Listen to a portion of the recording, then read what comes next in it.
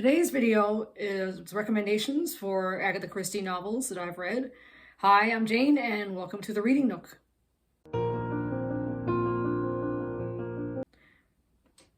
So I'm going to be doing, this is a part one video of recommendations of Agatha Christie novels that I've read. She's written a lot of books. I have a huge backlog of her books that I'm planning on reading.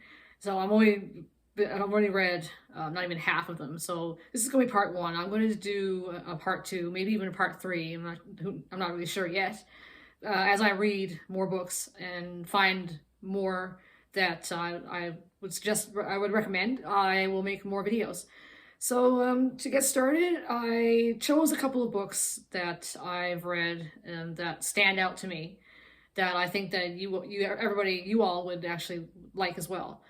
And the first one, well, actually, some of these are classics. They're very well known, and so the first book that I would recommend is "And Then There Were None," and so this is very well known, and this is a closed circle mystery isolation trope, and so it centers around a group of strangers that are invited to this party at this house on an isolated island. And when they get there, they notice that there is the host is unknown. They don't ever see the host, and this person never reveals themselves. And they notice that in each of their rooms there is a nursery rhyme. In the room, it's hanging on the wall, and so as the nights go on, every person, they all start dying, and the people that are left behind realize that the manner of death is based off of this rhyme that they have in each of their rooms. So now everybody is getting scared and freaking out because they're wondering, am I going to be next? And so this book is amazing. I gave it 5 stars when I've read it 3 times. I read it twice physically, and I listened to it on audio, and I loved it every time. It's an amazing book. It's so suspenseful and so tense, and you just feel the fear in the characters, and the tension is just ramped up the entire time you're reading this book. It's just amazing. This is one book I would highly recommend. If you start starting off with Agatha Christie, I would suggest that you read this book. It's one of the best of her books that I've read. So the next book that I want to recommend to you is another classic. It's called Murder on the Orient Express. And this is another Peril book, and it's a closed circle mystery isolation trope. And it's a group of people that are riding the Orient Express, and one of the passengers dies suspiciously, and Peril investigates it. But it's an isolation trope because they are stuck on this train. And because of a there's a snowstorm or avalanche or something like that blocks the tracks, so they're stuck there. They can't move because of the snow. So Poirot interviews all the passengers, try to figure out what happened to this person that died. And there's a bunch of different movie adaptations of this book that were made. I think the most recent one was with Kenneth Branagh. And the more classic one is with Peter Ustinov. No, I think that's a different book. It's Ingrid Bergman.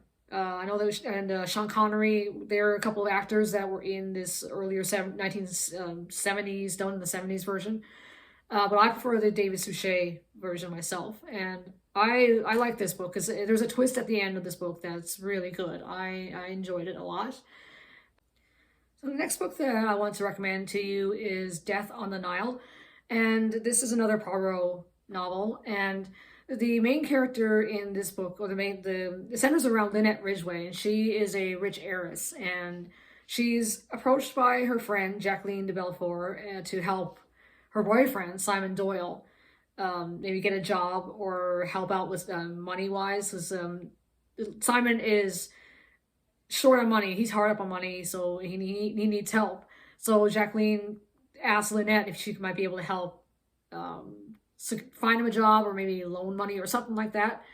And so Lynette and Simon meet up. They meet each other, and Lynette and Simon get together. and get married. And so Jacqueline follows them on honeymoon once they start off on their honeymoon, and Lynette is not happy about that because everywhere they go, Lynette or Jacqueline is there. But I mean, they have to keep on going. They just have to go on, keep on with their itinerary on the honeymoon. They just have to keep on going and stomach the fact that Jacqueline is there every single time. So the next leg of their trip, they're going to Egypt and they sail on the Nile on this boat.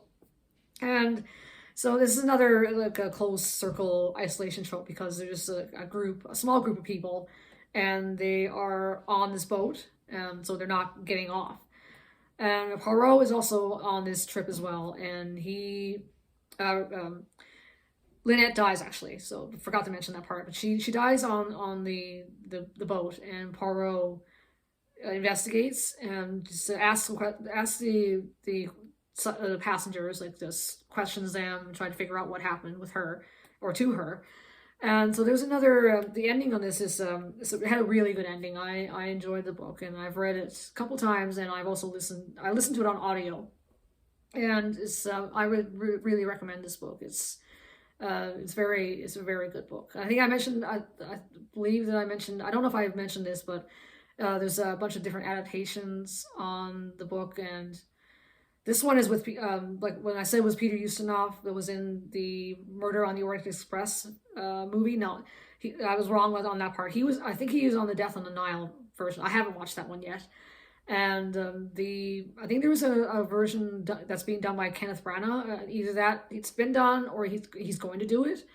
And then this was also done by David Suchet, and I personally like that version. I may like the Kenneth Branagh version. I'm not sure, but for right now, I'm a bit of a Suchet fan. And so the next book that I would recommend is The Murder of Roger Ackroyd. And this one is another Poirot book, and there's a twist at the end of this book that's the first of its kind.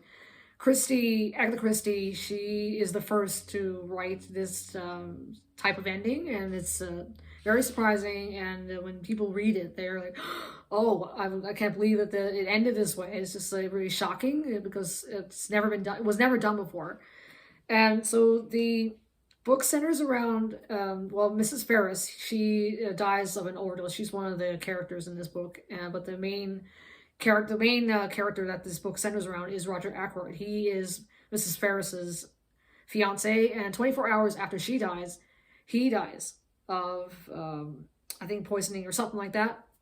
So Poirot comes in and investigates, and so as I said, there's a twist of the ending in this book that's very surprising, and this is one of those books that a lot of people recommend, and I think that you will enjoy this as well.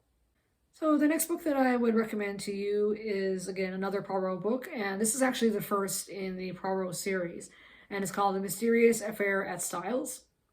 And I watched it features Poirot and his investigating friend Hastings. And so the premise of this book is Poirot's benefactor, Emily Inglethorpe, is poisoned and she dies. And so there are a lot of suspects that could be responsible for this death. I mean, there's the victim's younger husband, her stepsons, her friend who's also is her hired companion, her family friend who's her nurse, and another person that's an expert in poisons. So there's all kinds of people that could have been responsible for her death. So this one, I mean, this is the first book in the series, and so if you wanted to start off with reading Poirot, I would recommend you start off with this book. I'm reading them in publication order, so I started off with this book. So if you want to start off with reading Peril, I would say start with this book and read, and then the books can be read in any order, but the last book, I think it's called Curtain, it's Poirot's Last Cases. So that one I would suggest you would read last, but I think all the other books in between, you can read them out of order. But as a good starting point to Poirot, I think that this one is a good one to start off with. And I have two more books that I want to recommend to you, and this one is a standalone.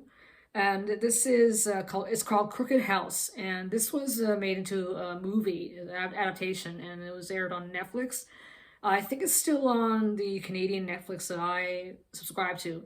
I might be still on the US Netflix or even the British or European Netflix. I'm not sure about that one. This one, I actually watched the movie before I read the book. And so I knew what happened going into reading it. But when I read it after watching the movie, the twist still surprised me, even though I knew what happened.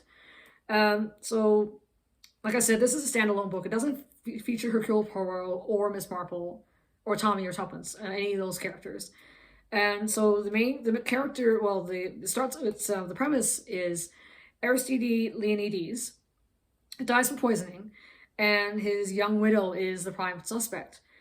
And a criminologist named Charles Hayward, he comes in to investigate, and he suspects everybody in the family because this Aristides is the grandfather. Well, he's the patriarch of the family, so he lives there with his children and their families. So it's all one big extended. It's like a blended, well, not a blended family. Extended family is living in this house. So Hayward is suspecting everybody. So none of them is. He thinks none of them is innocent. They each have something to hide, and they each have a reason for wanting Aristides dead. And so this one, even though I watched the movie, I still enjoyed the book. It was I enjoyed. I liked it a lot. And so the last book that I want to recommend to you is Peril at End House, and this one is another Poirot book.